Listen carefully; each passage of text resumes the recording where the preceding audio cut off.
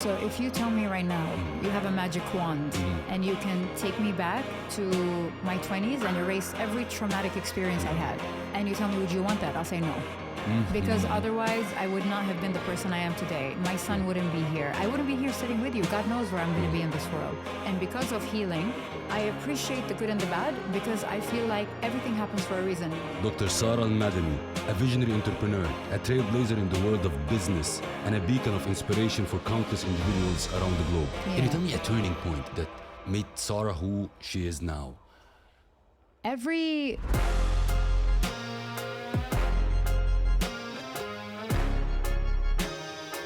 Welcome back, Alphas, to a new inspiring episode of the Alpha Talks podcast. Today in the studio, I've got a very special Alpha for you today. We are truly honored to have an exceptional guest with us, a visionary entrepreneur, a trailblazer in the world of business, and a beacon of inspiration for countless individuals around the globe. Dr. Sara Al Madani is not just a name, but a symbol of resilience, determination, and unwavering belief in the power of human potential. Her journey is one that transcends traditional boundaries, defies societal norms and expectations at every turn. Get ready to be inspired, motivated, and empowered as we embark on this journey with the true icon, Dr. Sara Al Madani. Let's say, for example, somebody who looked at the episode when we publish it and saw the title, saw the thumbnail, and saw it's interesting.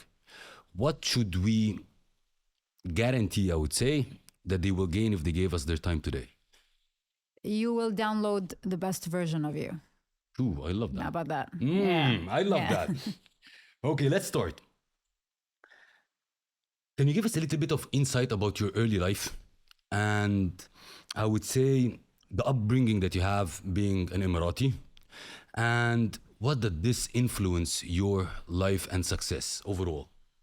So, first of all, because I started my business when I was 15 years old, it kind of took away from my life or my childhood because 15-year-olds, they're like playing with Barbies. My cousins were eating sand. Exactly. I don't know. Exactly. So yeah, it just took away and it made me grow earlier than I should grow. Like people go through this when they're older in their 30s or late 20s. So that took a lot, but it's so worth it because I grew in a time where I was supposed to be innocent and young. And I love that. True. Now, the question is, why did you start at the age of 15? Like, what were you thinking, right? Or what drove you to start at the age of 15? Yeah, because you don't think about these things when you're 15, right? But when I asked my parents, because my upbringing was very normal. My parents I'm half Emirati, half Bahraini. So I had the best of both worlds, where my mom was extremely cultural. My dad was very open-minded. So I had a balance. Yeah. I didn't have, you cannot do that, you cannot do this. I had both of them in my life, which also guided me a lot, right? So I asked them, I'm like, why am I doing business at the age of 15? Can you take me back to how I was thinking when I was young? And my dad, all he'd say is, you were weird. You started, he's like, you started speaking at the age of 10 months. You started walking at the age of 9 months. And then, I'm backtracking and counting. I'm like, Mom, how long was I in your stomach? She's like 9 months. 9 months, yeah. But, and my dad, he's like, when we saw you, we knew you were going to be trouble in a good way, like a rebellious, stubborn girl. So he said, when you were 4, you massaged us for money. I was like, damn, I was good. And then and then he said, when you were like 5 or 6, you used to buy candy and resell it to your cousins because they couldn't leave the house. Their families were so strict. So then, it kind of struck me. Some entrepreneurs are made, some entrepreneurs are born. True. So, and there's a huge difference, between these two. Can they both be entrepreneurs? Yes. Yeah. Is there a difference? Huge difference. So I feel like, I don't know why, but it was like I was driven by a purpose that was even bigger than myself. I didn't even understand it. I just knew I had to do it. So that was my upbringing. And then when I started university, let me take you back to school though. In school, I was a rebel. That's why you have a tattoo. Yeah, right? I have a rebel tattoo. But no, I was a rebel in a good way, but I also was Robin Hood in the school. So not Robin the Hood, I was Robin Hood. Oh, okay. So what I did is every time someone's in trouble or they're bullied, they'd come to me and Robin Hood would go to rescue them. Oh, okay. Yeah. So when I went to university, knowing that in school I wasn't book smart because I'm dyslexic. So I had a hard time. People used to tell me, you're never going to be a public speaker. You're never going to do finance. You cannot start a business. Or you're dumb. Or you're slow. Back then when I was like 13, 10, 11, 12, dyslexia was not a big thing. Yeah, true. People couldn't diagnose it, right? So people used to tell me, oh, you're bad at speaking, you're bad at this, you're lazy. Why don't you learn like everyone else? And I try to tell people like it was a struggle because I'm trying to tell them I'm trying, but they think I'm just like being lazy and irresponsible. Went to university, and I remember, I would never forget that day. Second year into university, it's not like I was studying finance. I was studying film directing and acting. Okay. And it was fun. Second year into university, I dropped. Or actually, no, beginning of the third year, I dropped. Now, my parents are pro-education, True. which is their problem, not mine. And I think by culture as well. Yeah. But that's not my dream. It's their dream, right? But I wasn't, and I wanted to focus on my business because I had a business running and What I had type of employees. business? I started as a fashion designer. Okay. I did it for 20 years. I don't do that anymore. But I remember I had 2 mobiles, and I was in class and I recorded my professor speaking and teaching. I recorded the voice. And my other phone, every time my parents call me, I'm like, oh. I put it. I'm like, go, do your thing. So I had to do what I had to do, just not because I was like a bad kid who didn't appreciate it. I really did not value that education system, and I valued life, and I wanted to learn from life. And I had 3 employees at that time, and I was 15. So I had to focus on my business. Leading the people. Yeah. And I was having a struggle because imagine trying to tell a 45-year-old, a 39-year-old, and a 27-year-old, you're 15, I'm your boss. Yeah. No one was listening. So it took me like almost a year to get them to understand that I am the boss. We have a mission. I'm the boss. Yeah. So it took time, but I dropped university, and that's how my story started. Continue the business. Yeah. You've passed through a lot of challenges and toxic relationships in your life. Yeah. Can you tell me a turning point? Everybody has a turning point or a transitional point that made Sara who she is now. Okay, so if you tell me right now, you have a magic wand and you can take me back to my 20s and erase every traumatic experience I had, and you tell me, would you want that? I'll say no. Because otherwise I would not have been the person I am today. My son wouldn't be here. I wouldn't be here sitting with you. God knows where I'm going to be in this world. So I am the type of person, and because of healing, I appreciate the good and the bad, because I feel like everything happens for a reason. God loves us. So everything that happens, I embrace it. I surrender. Tawakkul. Yeah, tawakkul, exactly. I surrender to God's views and how he handles life. And at the same time, I allow myself as a person with a free will, which God gave me, to make the decisions I want to take, even if they're wrong. So if I did a decision that costed me a lot, or money, or friendships, or whatever it was, or it was toxic, I embrace it because I chose that. And they always say God will recycle your experiences until you learn the lesson. So I went through the same things over and over and over again. Nothing broke you down? No, nothing. I was just telling my friend in the car when I was coming here, I was like, they always try to bury us, but they forgot there were seeds. True. So no matter what bad you put me through, I'll grow out of it. I'll bounce right back. I love that. Yeah. You have a lot of tattoos, 68 tattoos. 79. 79. Yeah. Okay.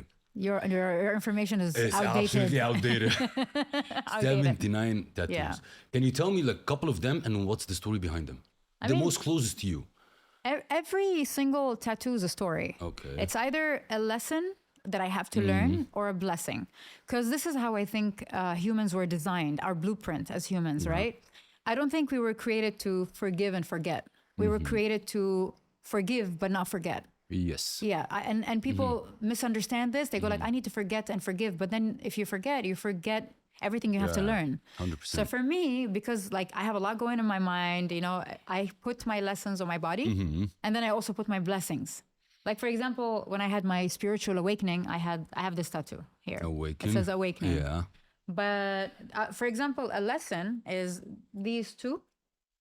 So this is a Cupid spreading love. Yeah. He's innocent. He's loving.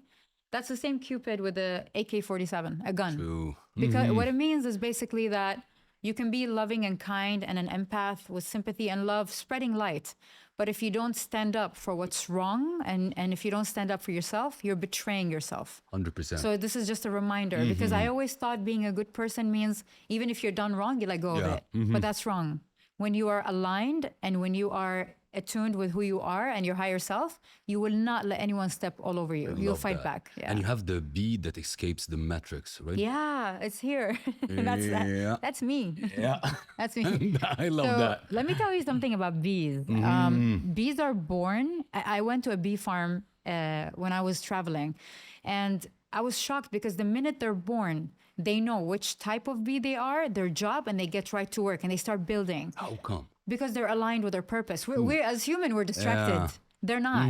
So, for me to be aligned, I had to be a bee, and that's the matrix, and we're escaping the matrix. Very interesting information about bees, actually, because I've never thought. I thought by time you understand what's our purpose, Yeah. but bees are born with it and they're aligned with it. Well, humans are born with it, but then We go into the culture, the and push, everything, true. programming. Yeah. And then until you get out of it. It takes a lot of years, yeah. Initially, you were wearing the traditional clothes, Yeah. the abaya, and then abaya, because we're Arabs. And then you changed to modern. Yeah. Can you tell me this transition and what pushed you to this, or like what happened? So let me put it this way. Yeah. What I was wearing was not a religious symbol. It was a cultural symbol. True. And then when I had my awakening, I realized that culture is man-made. And when I abide by everything in culture, I'm just, it's basically peer pressure from the grave. 100%. Yeah. And then I asked myself, how come these group of people, whatever, 50 years, 40 years, 100 years ago, how come they were allowed to create a culture that we all live by? And how come I cannot create my own? So it doesn't make sense to me. It's common sense, basically. And then I realized that culture is a box of chocolate. Not every flavor you will like. Some you will, some you won't. And I embrace some stuff in culture. Some things, if they don't align with me, I don't apply them. And it's not a crime. But I also say, culture ruins religion, because there are a lot of things in religion that are okay. Yeah. But in culture, they're not okay. True. You know these things, true. right? So yeah, it's just that I always follow what religion advises. I apply some of the things from the culture, but not everything. But when you switched or changed, how did people react? The switch happened because I didn't want to be a hypocrite anymore. Because in the country I was wearing it. When I travel, I don't wear it. Yeah, true. And to me, it didn't make sense. I'm like, why am I dressing in a certain way just to be accepted, loved, and validated by society? And same person, the same soul, the same character. It's like just this is putting something different. This is a vehicle. I'm a spirit, And if you love me for who I am and my authenticity, I love it. Amazing, you're welcome. But if you don't, and I have to look a certain way to make you feel good, I don't belong with you. But friends responded to you in a Not supportive way, or like Not all. I was attacked a lot by the community, and some friends walked away, some friends stayed, which is okay. just for the way you dressed up. I mean, look, I'll tell you something. We go through a purge every now and then of people. We realize, especially with healing, you realize that your values and your boundaries are solid. And when you sit with people that are not aligned with you and they cannot go on the same vision and mission with you, they're not aligned anymore. I cut them off no matter how close I am to them, because I say that I'm spiritually ruthless. When it comes to my energy, I'm ruthless. I would not give it to anybody, and true. I love that. And that doesn't mean I'm not a good person. You can be the most kindest, loving person in the world and yet say no. It's true. It's different. Yeah, true. you got to be true to yourself, right? Let's move to a little bit of entrepreneurship and business. You're a successful entrepreneur. You have 9 companies, 140 awards. There are a couple, 3, 4, 5 here. I'm so proud. So you can borrow some of mine. Which one from the awards is the closest to you, and why? I mean, every single award is special, right? Because it's you telling yourself, somebody recognized my hard work and somebody saw. True. Which is because sometimes we work hard and nobody realizes. It's only us that realize. But I feel like my favorite award are 2, because I did 4 TED Talks. So I have 4 awards from TED. So these I love them because I was inspiring the youth.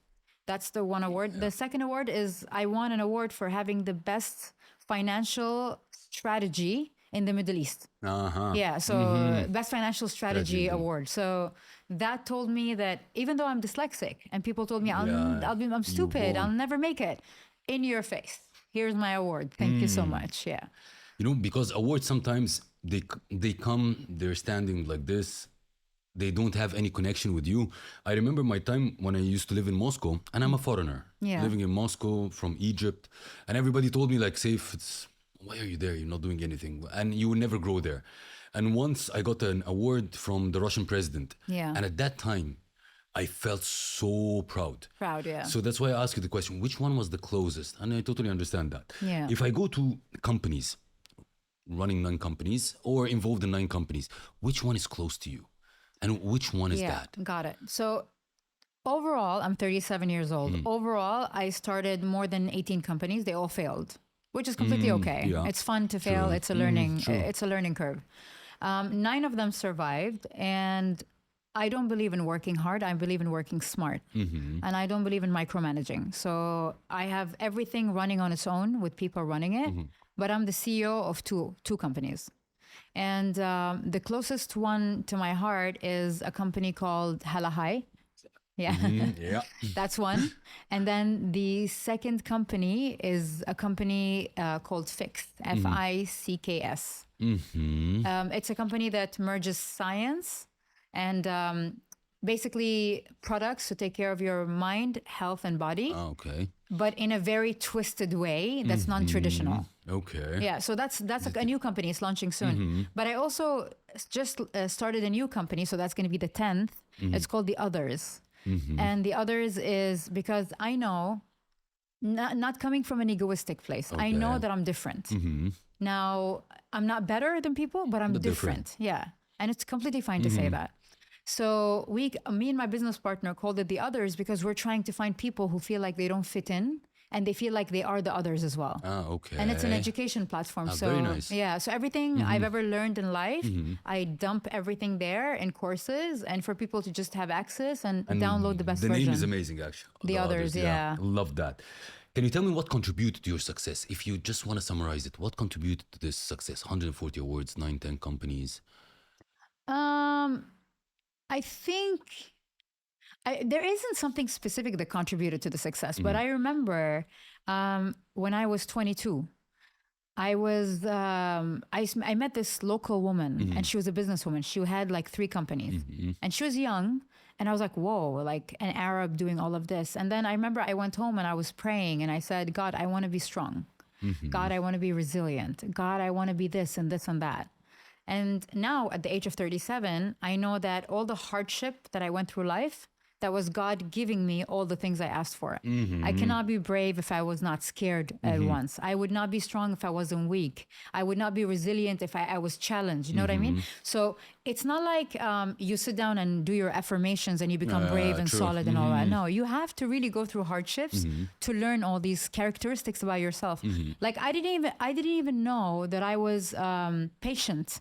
I didn't even know that I was like an empath until I went through these bad things where I unlocked part of my personality and I knew who I really was. If life was perfect every day, every 100%. single minute, I would not even have a personality. True. Yeah. That's what shaped you. Yeah, I think so.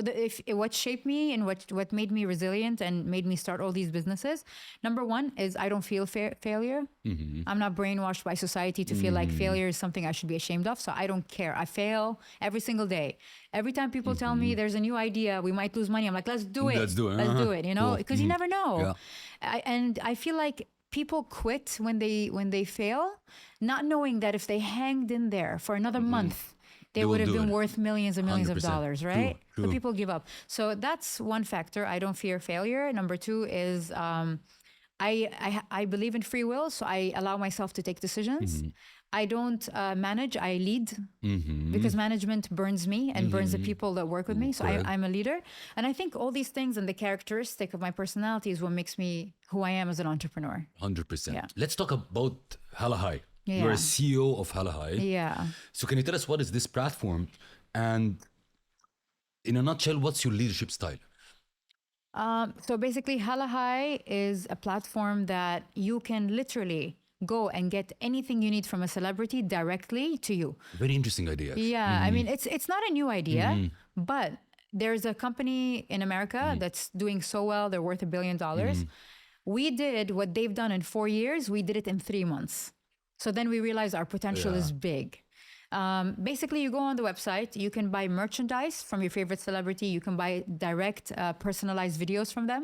So you can tell them, hey, it's my mom's birthday. That's her name. Can you send a video? Yeah. And they receive it. They record the video, send it, you pay, and that's it. Wow. So anything related to celebrities, it's directly in contact with them. And then brands can be in direct contact with celebrities because middlemen and agents. I mean, like me, I have an agency that manages celebrities. And to be honest, I see what happens in the States, and until the deal reaches a celebrity, there's 5 middlemen, and he gets 30% of the deal only. So celebrities don't like that. So it's a solution for brands, for celebrities, and for the fans to come together, direct contact. I love that. Yeah. How long it's been? We started it in COVID. When COVID first hit, this is when we started the company because we wanted to cheer people up. Because everyone's stuck at home. This will cheer them up. And then celebrities needed a passive income because they couldn't be doing whatever they do, right? They couldn't work, right? Right timing. Yeah, right timing. In a crisis. 100%. Yeah. But, so it started in 2020. In 2021, 2022, we had to shut down the company. Not shut it down, but put it on hold because one of the investors had to exit. Oh, okay. We wanted him to exit because the business model did not suit. He's a very brick and mortar kind of guy. He doesn't, understand the tech world. So that was an exit that cost us a lot. And, just to teach any entrepreneur out there, if you have an investor or a business partner that needs to exit, I paused because every day we were growing, which means the exit would have been more expensive day by day. Sure. And an exit takes a year. Lawyers, all that and everything. Ours took 1.5 years. Copyrights, registration and all that 100%. and IP. So I was like, every single day we're worth more and more and more and more. So it's going to be expensive and this is the startup and we're burning cash. So I said, let's hold, finish the deal, then start again. And I'm glad we did that because after we went back on our feet and everything was settled, Jason Derulo became our business partner. So he became one of the owners of the company, and now we are relaunching with him in a couple of months. So we're just rebranding, restructuring. Super. Yeah. All the best. The idea is amazing. Thank you. What's your leadership style? In what sense? You talked about you don't like micromanaging, but I don't believe people born not micromanaging, they learn how to delegate and so on. I used to micromanage, but then it's a tough one. Yeah, it burns me. True. I'm running out of energy. Plus, micromanaging doesn't allow me to realize everyone's potential because I'm constantly telling them what to do. And I'm blocking their creativity. I'm making them dependent on me, and they're going to be lazy and uninspired. And I realized it because my staff used to talk to me and tell me, listen, we have ideas, but we're scared because you're always like upset and you're always this. So then I realized, and especially during my awakening phase, my spiritual awakening, I realized that management is not the style, it's leadership. And it's basically treating everyone like a family and helping them grow as you go towards your goal. So and it just completely shifted my mindset and I changed. And ever since, work has never been better. It's amazing. How do you choose your team? It takes me 2-3 years. Ah, really? Yeah. Yeah. What's the most important thing for you in I would say like a team member? All right. So what do you look? If you're applying to work with me, I don't give a damn about your certificates. I don't give a damn about what school, which university you went to, because knowledge is something I can teach. Skill is something I can teach. If I don't have the skill, I can hire someone to give you that. I can teach you things. But if you don't have character, I cannot teach you that, True. So I look at personality. I don't look at your background documents. Like I remember once there was this girl applying and she walked in with like, I did my master's. What did she say? I did my master's in Harvard. Okay. And I did this and I did this. And I tore the paper in front of her. And I said, I don't mean to disrespect you, but I don't value these things because everyone can come with a wow CV, with spices and fake factors on it, Character and attitude. Yeah. I'm like, let's talk. You tell me about your life. You tell me who you are. And I kind of take them in a corner where I pinch a little bit and I challenge and I bother them to see how do they handle these kind of situations. Some of them, like, they get upset, they get angry, they react, and they leave. Yeah. And some of them, they're trying to find solutions. They're trying this, they're trying to talk. So I go for character. Everything you lack, I teach you. I will spend money on you. I will educate you. But you come with me with a weak character? No. But do you hire fast or you hire slow? I hire fast, I fire fast. Oh, boom. Yeah. Because look, I'll be honest. Yeah. If somebody's in the company and we're not aligned, I'm not helping her grow or him. They're not helping me grow. And destroying the culture at the end. Yeah, it's like I promise you, me firing you is a gift towards your life because you need to find something that's aligned with you. This space is not. So I fire fast because I love taking risks, but I cannot take uncalculated risks. True. But I can say from experience, it takes 2 years to build a solid team. 2 years. Because not everybody would love the business like you do. And you need to find people that would love it like you do. And plus then you have to give something back to them, because every business I have a 5% pool equity for all my employees. And based on milestones, they earn their equity in that pool. I love that. Yeah. And I feel like this is your ownership. You're giving them something they deserve. And then they work from their heart. And they don't complain as if they're just employees. They really want the best for the company because they own it. The best thing that you're running it as if it's a blue chip. Because blue chip, like Google, Apple, they do the same with the equities and stuff. That's the most healthiest way. True. And that's why if you go to these companies, you'd realize people are happy there. They're not complaining. And it's feel that their own company, they want to grow. True. Yeah. Let's touch a little bit about failures. Okay. You said, like, I have no problem to fail. A lot of entrepreneurs, a lot of people, whatever they're trying to do, they're afraid of failure. How do you handle failures? Okay. Just tips for people. So first of all, for you to flip the switch, to understand that failure is not wrong or it's not embarrassing, you shouldn't feel guilty or ashamed. For you to deassociate from the whole thought and what you were brought up to believe, you have to disbelieve in that fact. And basically you have to unlearn. And you have to learn that failure is a step on the ladder of success. And to be honest, if anybody tells you they've not failed and they're successful, bullshit. It's not possible.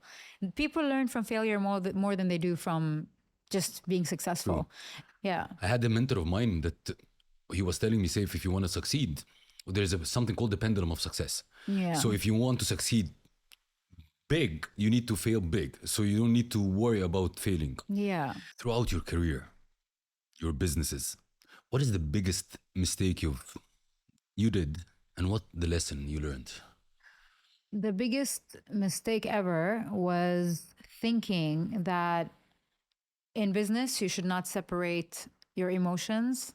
Like, for example, I had a best friend, and after 10 years of business, she stole all the money. So my mistake, because if I focus on her and how she's bad, I'm going to be lingering in an area where I don't grow, and I'm just playing the blame game. She's bad, he's bad, they're bad. The fact is, it takes two to tango. Where did I go wrong? So my mistake was that she's my friend, she's my best friend, trust. We don't need contracts, we don't need all these things. So this was the biggest mistake I did. And I learned that in business, when you have boundaries, it allows you to love yourself and love the other person, and respect yourself and respect the other person. So I learned that contracts are important. Checking the finance, even if you don't understand finance, checking the finance with your separate, let's say, financer, finance team is important. Even if you don't understand it, go through it, and just paying attention in that way and not leaving your emotions in business. So right now, how I see it is when I enter a business, I hang my feelings outside the door on the coat hanger. Okay, nice. And I walk inside, business is business. With friends, with family, whatever. With everyone. Yeah. Business is business. I love that. Yeah. Let's switch a little bit to your son. Yeah. I love him. I see him. You raised your son in a different way than norm, I would say. One of the things that I've listened or I read or I saw, that since he's a young man, you always let him talk with adults, not play with kids. Can you tell us a little about this? So until the age of 4. And just a disclaimer, this is my way of raising. So I'm not Who saying read the book? Who wrote the book about how to be a good mother? So it's not something that I advise, but it works for me and I love it. I did not allow him to mix with a lot of children from the age, so I think since he was born until the age of 4. Why? Because if he's mixed with children, they influence his decisions, his character, his idea. Every child comes from a different culture, different mindset, right? And every parent treats their child differently. So what I did is I strengthened his muscle when it comes to logic, understanding life and all that. And then I shoved him with kids at the age of 4. And then I saw how mature he is with some things and how immature kids are at that age. Like when they want to do things, he'd say, no, this is harmful. This is this. I cannot do that. And like, I think the best story ever is once my best friend, one of my best friends, her daughter broke her leg, but her daughter was in a different country and she started having a breakdown and crying. So I'm trying to calm her down. I can't. My son goes to her and he goes like, and he always says this in situations when people are panicking. He says, you are right now focusing on the dark side. You're not focusing on the light. And she's crying and she looks at him. She's like, what's the light? She's like, your daughter's alive. Her leg is fine. It could have been worse. Ooh. You crying on the phone with her, you're making your daughter nervous. She needs your love right now. And I was just sitting there. I was like, who the hell are you? You said that? Yeah. I was like, who the hell are you? And I was just, I was in awe, you know, like I was just standing there and I was like, oh my God, I raised you well, you know? Ooh, wow. Wow. Yeah. And I also heard about the story of the lemonade. Oh, the lemonade story is crazy. Can you tell us about this? Because that's a very nice one. I was during COVID, during lockdown, most of our business meetings were at home, right? So my business partners were all in my house and we were like around, I think 5 or 6 people. And he just like comes in the meeting, distracts the whole meeting, stops it. And I give him attention when he does that. Sometimes I don't, but sometimes I do. So I was like, what do you want? He comes with a lemonade bottle, not the lemonade he made, lemonade he bought. Okay. Like ready-made with plastic cups. And then he tells people who wants to buy lemonade. I know my friends are like, yeah, we'll buy just to support him. You know, a business entrepreneur baby, you know? So they're like, how much? He's like $50. And then they're like, I'm not paying that for lemonade. And then he looks at them. He's like, but you're rich. So first he plays with your emotions and your ego. And then they're like, I'm rich, but I'm not stupid. He's like, okay. Then he leaves. And then he comes back a few minutes later with a little tiny drop of lemonade in each cup. And then he gave it for everyone. And then they're like, are you giving us lemonade for free? He's like, yeah. They're like, what about the $50? He's like, no, I don't want it now because if you taste it, you like it and then you'll buy it from me. And I was like, you pure devil. You're pure devil. He's sampling. Yeah. And they ended up paying him. Yeah. I love that. $50 for lemonade, Mackie. Next time I want lemonade, please. Okay. I'm ready for $50. Yeah. Can you tell me how do you manage your schedule? Being an entrepreneur and being a mother. It's hard, I believe. By not letting society pressure me into a schedule. What you should do this. Yeah, and what you should do that. life-work balance is like the biggest myth ever. So for me, I base my life-work balance on my life. For example, I'm a single mom. I pay the bills. I'm the sole keeper of the house, right? So I spend with my son, I'd say 30% of my time. And the rest is I'm working or I am by myself taking care of me, right? So some moms used to tell me, that's not how a good mom is. You need to spend all your time with your kid. Well, you're married with a husband that takes care of you financially and you're a full-time housewife. So you cannot compare yourself to me and don't push me or pressure me into your box because that's your box. So when moms do this to me, I give them an answer they don't want to hear and like a taste of their own medicine because don't guilt me into your own mindset. I love when you said like, who wrote a book about how to be a mother? Who wrote a book about how to be a mom? Do whatever you can because I know moms who spend 99.9% of their time at home but they're not with their kids. You know? 100%. They're not with their kids. They're physically there, mentally they're not. So create your own balance. Don't let society pressure you. But you have a dedicated days for yourself. Dedicated days for your kid. You do have that. So I work 3 to 4 times a week. The rest I'm traveling, having fun, taking care of myself. Saturdays are solely for me. He knows that. And then Fridays are solely for him. Oh. So I don't interfere. He's with his friends At all. And Saturdays he doesn't interfere. I'm with love he that. goes to my parents and he stays with them, and I have my day, because mental health is such an important aspect to becoming a better entrepreneur, to becoming a better parent, to becoming a better partner, even a sibling, a son, a daughter. People underestimate the power of healing and how it can change and navigate your way toward a better, healthy way of running your life. 100%. Yeah. Do you have a routine, a daily routine that you follow? No. Like meditating, working Yeah. out, reading, like Spiritual stuff, Yeah. yes. I wish I can meditate every day, but sometimes I don't have the time. But if I'd say meditating, number one, but meditating not to calm myself down, like no, achieve that. Meditating to connect with my higher self on a spiritual level and to unlock, a frequency where I can download information. So that's a unique way of meditation. Okay, so that's one. But other than that, I'm just either working on my work days with my kid. I don't follow sit. a I don't fixed have. routine. No, I don't have, because I feel like when you follow a fixed routine, you get disappointed when you break it. Like I have friends, if they skip a day from the gym, they get depressed. I can skip. I don't care. I'm fine because I don't have a routine. And a routine is just programming your mind to create neural paths into habits, and you keep on repeating them. I don't want to do that. I want to have the freedom to do whatever I want and not feel guilty. Yeah. Nice. Why did you say it in this way? It seems like you don't like it. No. We're different at the end. You like routine. I'm a super routine person. And if I skipped working out, gym or whatever, I can destroy the thing. I was talking about you. Yeah, 100%. Yeah. So it's like, hit me, okay? And if I didn't do my personal development in the morning, it's also... So I'm routine based, and I believe it even at work. Yeah. So I create systems for myself on a personal level and at a business level as well. But is this a routine, or is this just your mindset? Because at work, I'm working. And I don't call it a routine because that's an obligation. This is a path I chose in my life and a responsibility. I have to show up for my responsibility and my business. True. But I don't think it's a routine though. System, I would say. It's a system that I follow. Okay, system. System. I don't like systems. We can agree to disagree. Yeah, we're good. Okay.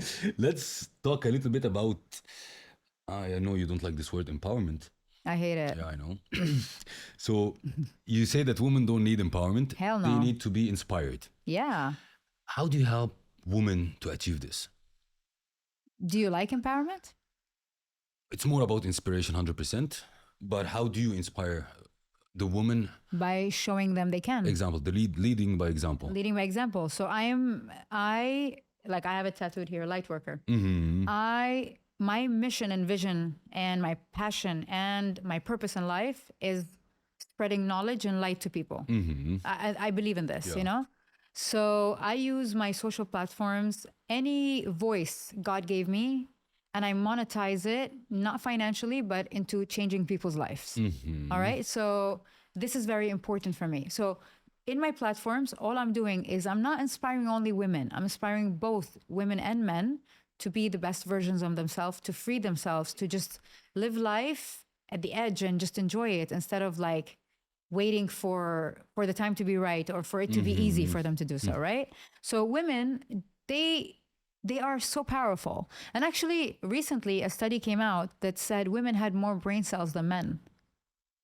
And women can use the gray area of the mind, which is involved in decision making, involved in creativity, social. True. It's more active than it is in men. Not to put men down, 100%. but it's by nature. It's a blueprint of a woman, right? EQ are higher. Yeah, but at the same time, I don't hear men saying empower me, so I don't want to say empower women. Empowerment means I'm powerless, give me power. Exactly. And your words become your reality, and your words become like what you believe in, and they basically brainwash you into something. I used to be a board member in a women business council in the government. And one of the complaints the council always had is that we empowered women. We gave them everything they needed, the tools, the money, the accessibility, everything. They failed, they came back for more. Well, that's what empowerment is. Exactly. Every time I fall down, I'm dependent on you. Give me more power, give me more power. And I told them, give them the tools and let them be, and don't give them access to anything anymore, and teach them how to use the tools. Like, don't give me fish, teach me how to fish. I love that because also you mentioned something. Now you're on a mission or we have a purpose, but how to achieve this purpose without focusing too much on making profit and money out of it? Where's the balance comes in? So It's that's a hard. deep that's a deep topic. We would need an Yeah. hour to speak about this, but I will summarize it for you in this way. Humans right now are living on survival mode. We have to work to make money. We have to eat to survive. We have to this, but we were not designed like that. Because look at this earth. We can plant our own food, eat it. We can build our own house, live in it. Everything is supposed to be for free. Yet that's not how the world is. So we were supposed to be here to enjoy this experience, to learn, but instead we're surviving the experience. This is why, like, I believe that you were not made to survive. You were made to thrive. Now, of course, we need money to get things done in life. Even for the people who want to do good in the world, you need money to do good in the world. I believe in balance between serving the spirit and serving the body. So your body wants materialistic things. Your spirit wants spirituality, oneness, growth, and reflection and all that. I believe in feeding both. I'm not here doing this 3D experience on earth for me to just be spiritual and like covered in banana leaves all my life and die and just ascend and travel. And no, that's not what I'm here for. I'm here on an experience. I should enjoy the experience, but I should not let these things take the best of me. Now, we make money to thrive, right? Now, when you have a purpose, when I found out what my purpose is, I shut down a lot of my businesses and switched them towards my purpose. Like, for example, Hala donates to a lot of organizations. Fix donates to a lot of organizations. Another company works with an organization called Smile Train. So we give back to the community as much as we can. Yes, we are making money. Yes, we are growing. Yes, we're succeeding. But I cannot, but I cannot just keep taking. Like, look at Mother Earth. Like, we take everything from this world. What are we giving back? That's the least we can do. I love You that. know, Let's talk about your quotes. The tofu one. Tofu. Yeah. So, you know what's funny? Every time I go out, people follow me and they're like, "Are you the tofu girl?" I'm like, "God damn it! That's not what I want to be remembered for." And yeah, so. But it's really a nice one. So I want you to share it with the audience. So, your brain is like tofu. Whatever you marinate it in, you become. Because the brain has no information. If you're marinated in culture, you become the culture. If you're marinated in wrong things, you believe the wrong things. So whatever you marinate your brain in, you become. And my question is, what are you marinating your brain in? You know, what are you doing for yourself? That means the information that they get, the circuit that they're in, whatever they put Everything. themselves The in. energy, the people, the 100%. surrounding, the mindset, everything. Yesterday, I had a conversation, and then today morning, when I was doing my research, I read something similar. You wrote, no matter how much you delay it, pain will still catch up with you. Let it hit you, hurt you, teach you, and pass you. I love the statement because it resonated with me with a topic that I had yesterday, which I said similar. I said it in a way because I want you to explain this. Yeah. I said, like, yes, sometimes I have fear in my life, but I hate the feeling that I worry about the fear that's coming in the future. I better make the fear come now, face it now, get hurt, get the pain, and pass it over. Yeah. Why you wrote this one? So for me, the past and the future don't exist. So I don't stress on the past because that's healing. And I don't stress on the future because it doesn't exist, you know? For me, it's all about the now. And when I say let pain hit you, go through you, feel it and all that, what I mean is a lot of people run away from pain and they keep themselves busy. So when, for example, let's say your best friend breaks up with his girlfriend, what does he do? Clubbing, partying, drinking, whatever he can do to take his mind away. What he doesn't understand is that it will catch up. No matter how much you hide it under the rug, it will catch up. True. You run away, it will run after you. The best way to learn and heal from pain is to isolate, let it hit you. You need to feel it in your body. You need to feel it physically, mentally, until you learn, and then it leaves you once the lesson is learned. If you keep delaying it, it will catch up to you. 100%. Yeah.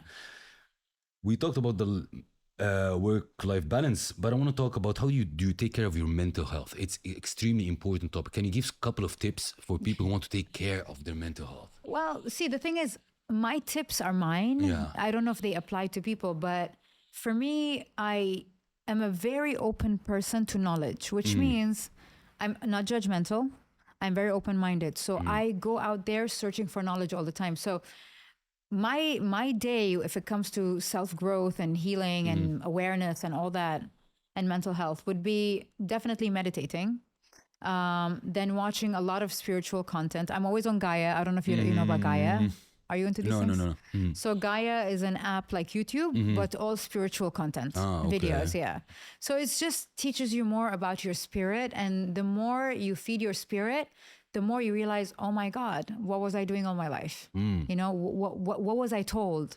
So, and I always say that once you do these things to grow your spiritual muscle, you will open your third eye to life and you will see it in a complete different perspective. And then you realize that I am not who I was told I am. I am not who I was told to be or how to be. Because you're born with a blueprint. True. Your parents already have your name, have your job, your religion, your everything. So you're born into a blueprint. You don't really know who you are. And I feel like with an awakening experience, I told, screw everything. Everything I was told I'm not this. Who am I really? And I let myself go. And I told myself, do whatever you can. Open your mind, go far, learn, be curious, and find out the truth. And that's how I am authentic right now. I am not what my parents brought up, by the way. I am not what my friends knew 10 years ago. I am like, if you meet people that know me 10 years ago, they tell you she's the same kind, loving person, funny and all that. But deeply inside, I'm not the same person. But this happened like because of sudden pain. Because of pain. Because of pain, and suddenly you said like self-reflection. I'm gonna change, right? I was going through a divorce, and it was my first divorce, and it was a very bad divorce. And at the same time, while I was going through a divorce, I found out that my business partner stole my money. So it was like two hits. And not only two hits, two disappointments. Because when you are married to somebody, you trust them with your life. You trust them with your feelings. And it's like when somebody lets you down, it's not a good feeling. And then I was trying to go to my friend for comfort, and I realized she betrayed me as well. So I was in a very dark area. I had no money at that time. I had bills to pay. I had salaries to pay. I had rent for I had three stores at that time for the fashion house. Rent to pay. It was crazy. And like, I was like, what am I going to do now? And at that moment, and I know this is the moment people go like, my life sucks. Why is God doing this to me? What did I do? And they sit there and they are bitter about it. At that moment, I was like, I swear to God, I remember I was sitting down and I was in a mosque at that time because I go there, the energy's vibration is high. So I was at a mosque and it was Ramadan and it was before prayer time. So it was empty. And funny enough, this was the questions I asked myself. Why am I here? Why am I born? What's my mission? What's God's message in me? What's my purpose? If my purpose is to make money and make businesses and like be somebody and be famous, why doesn't all of this go with me to the grave? True. It's borrowed, right? So it's borrowed for us to have fun, to enjoy life, but it's not the purpose of life. And, you know, I remember I was sitting down, I was like, I'm supposed to be upset. Why am I asking myself these questions? And this was the beginning of my spiritual awakening. Yeah. Very interesting. And nobody pushed you to it. It suddenly happened to you. No, it just suddenly happens. It happens when you allow yourself to feel pain. Because there's a lot for you to learn from yourself. But if you keep yourself busy and you delay it, you'll not learn. Yeah. What is I would say, the best advice that you've got in your life? Advice that you've got in what department? Whatever, like in a career perspective, your personal life, and really had an impact on you. Because you know, a lot of advices that we get from people, we don't want to be like them actually, but they just throw advices. But there's some advices that really resonated with you and you followed. I remember once I was in India and I was on a spiritual journey there, and I was sitting with one of like the healers there. And he was telling me, I'm trying to remember how he said it because he said it in a beautiful way. He was telling me what really upsets you. And I said, I am doing everything I can to be loved. I am doing everything I can not to be misunderstood. I'm doing, he's like, stop. And he's like, you're living life pleasing people. You're a people pleaser. And that's why you're suffering. And I said, what do you mean? And I remember my therapist was with me on that trip. And then my therapist, he was speaking very spiritually. My therapist wanted to give it to me in a human language, Yeah. right? And she said, Sarah, why don't you be a mango tree? And at that moment, I was like, What? what he's saying is cool. What are you what's he saying? saying? She's like, a mango tree doesn't need to wear a sign that says I'm a mango tree because it smells like mangoes. It's just there. It's a tree. It has its fruits. It doesn't need to prove anything to you. It smells like mangoes. And I said, so what's your point? She said, you're a good person. You are a value added. You are a great person. You need to stop proving to people that you are. Just be a mango tree. Let the smell come out of you. Let people experience and feel it without you proving anything. And then I said, oh my God, that makes a lot of sense. And then I told them both that I am a people pleaser. And then they said, okay, can we tell you another example? And then she says, would you, if you were a mango tree, would you want apple lovers to eat from your mango tree? I said, no. She said, will you be upset if somebody came to your tree and said, oh, but I'm into oranges? I said, no. She said, then why are you upset if you're not accepted and loved by everybody? And that hit me so much because I wanted to be loved by everyone. And when you want to be loved by everyone, you're basically a slave to society's Yeah, expectation. true. And I will do anything for you to love me. This, and Yeah. that. Yeah. And then I realized it doesn't matter if I'm loved or not. And right now, I don't give a damn if you love me or not. I'm not going to do anything to I'm a make you mango love tree. me. Yeah, I'm a bee. Yeah. I'm going to be. And if you intend to be in my life, if you like me for my authenticity, you're welcome. If you don't, it's okay. I don't this need one. you. I So love I'm a this mango one. tree. Okay, tell Yeah. us something hidden, like a hidden talent, a hidden skill that nobody knows about you. It was hidden until I did a couple of interviews and I kind of exposed it. Okay. I'm very, no, I'm very good We at, will act as if it's still hidden. no, I'm very good at, how do you say it? Because I'm dyslexic, I'm good at mimicking voices. Oh, really? Yeah. Can you mimic mine? No, you're a guy. I have to develop an Adam's apple for that. I cannot. Sorry, my friend. No, but it's like more, like mostly like I can mimic things easily. And one of the best ones is, do you watch The Simpsons? Yeah, of course. Marge Simpson. Yeah, go ahead. Okay. Okay. So today you brought me here to speak about mental health. You know how much mental health destroyed my marriage? Yeah, so it's like I'm good at doing like voice imitations, and if I listen to something, even with music instruments, if I listen to something once, I can immediately my brain mimics it. Ooh, I love that. So yeah, and accents, I can do some very good accents. I can do a very good Russian accent for you. that- Yes, yes. Since all your life you've been in Moscow, you've been in Moscow? No. Oh, yes. Yes, so I used to live there, but not anymore. No. Well done. Really well Yes. done. So that's my talent, yeah. I love Which that. is good, you know why? Because sometimes, because my assistant is in LA. Yeah. And she's not very active on phone calls. Thank you, Rebecca. But what I do sometimes is when people call, I pick up and I fake an accent. No way. I do it all the time. Oh yeah, British. love that. Yeah, you know, Sarah's busy right now, but I can get her a message to you if you want. So, and they're like, yeah. And sometimes my friends would call me for like a work meeting, Yeah. and I totally fool them with an accent. No way. Yeah. So not Sarah. my virtual assistant right here. What fox? Oh yeah, I'll say that off camera. It's a long okay. story. Yeah.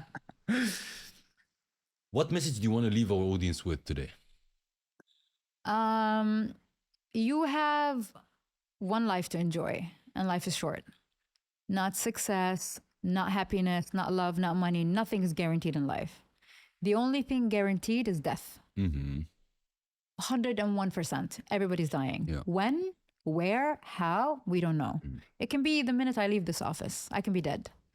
The shot in Arabic? Yeah, inshallah, no, but it's a fact, right? And therefore, death is my biggest inspiration. And because death is my inspiration, because I know that in an hour from now, I might not be alive, and I'm not going to see people anymore. I'm not going to see you. I'm not going to see him. I'm not going to see my kid. Knowing that I have a limit on this planet and in this earth, and it can be gone any second. Makes me want to live my fullest potential and be the best version of me. Now, that's one thing. Second thing, it makes me want to take risks and not be scared of failure, because once I'm dead, no one's going to remember me, whatever, you know?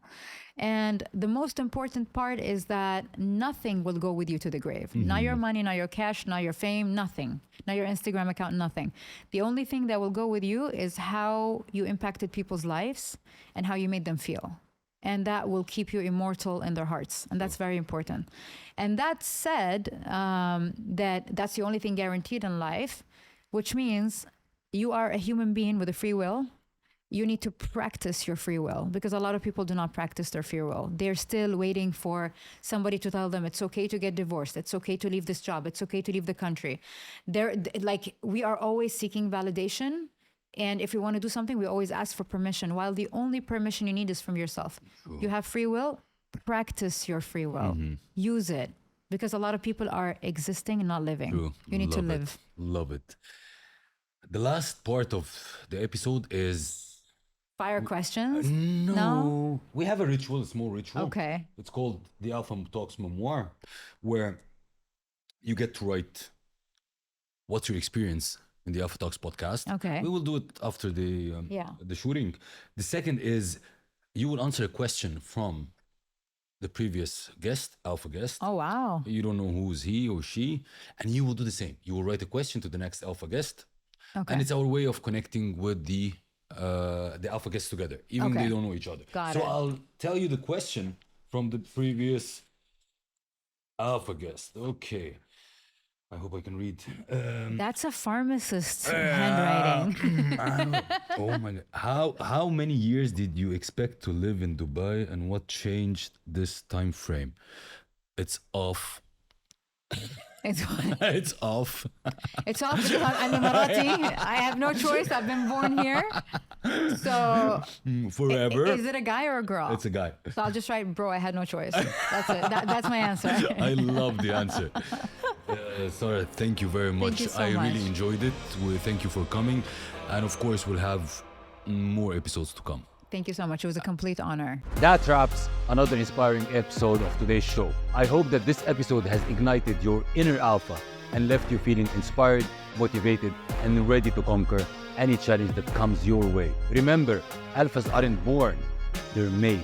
It isn't about dominating others. It's about embracing your authenticity, leading with integrity, and making a positive impact on the world. If you enjoyed today's episode, be sure to subscribe to the Alpha Talks on your favorite podcast platform. Leave us a review and share the podcast with your fellow alphas. Also connect with us on social media at SEIF Al Hakim. Share your thoughts, insight, and stories of personal and business growth with us. Let's create a movement of alphas supporting one another. The world needs more alphas like you exactly. Until next time, stay bold, stay driven, and stay alpha.